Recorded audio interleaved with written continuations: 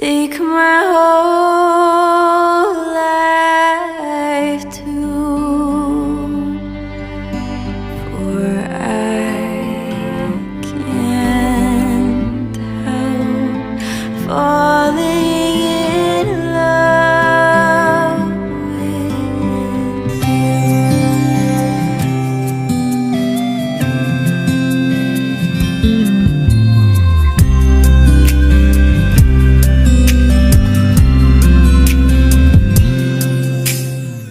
Ay palangga, gusto lang ako ibayabalo nimo kung unsa ka sa importante sa akong kinabuhi.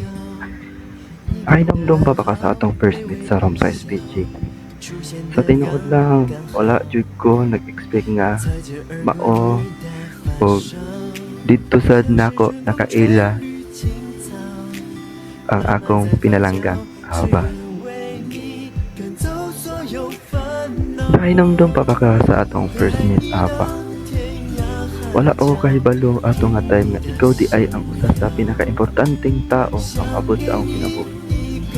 Sa first na kong kita ninyo, kay wala jud ko nag-expect nga maabot sa point nga inani ang maghigugma ay sa usag-usa kay dibaw narawa jud ka nga wala ni sa akong unahuna nga mo relation then ikaw sa ingon sad nako anak ba. Gikan sa atong first meet hangtod karon daghan tag moments nga giagian na ay katawanan, na ay seryoso, na ay mga pagsulay pero sa tanan nga sitwasyon naalang gihapon ta para sa usag-usa.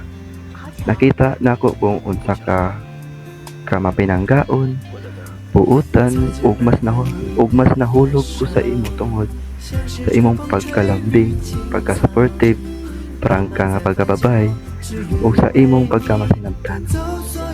And I promise you nga magpabilin ko sa imong piliran sa kalipay o kasakit man sa maayo o sa lisod nga panahon o respetuhon ti ka sa imong mga pangandoy, mga decisions o imong tipo o pagkatawo ug ipadayon nako ang pagpangka nimo bisan pila pa ka tuig ang moagi ika-feel na ko nimo nga ikaw ra gyapon ako gusto ug wala na ilain ka.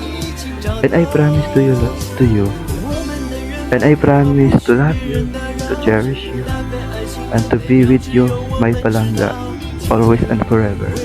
I love you so much. First met na mo ni Mick kay dito sa SPG nga room. So, mao to nagistoryahanay mi. Mao jud toy first na mo nga kanang nagkastoryahanay mi nga kanang kamirang duha nga seryosong istorya.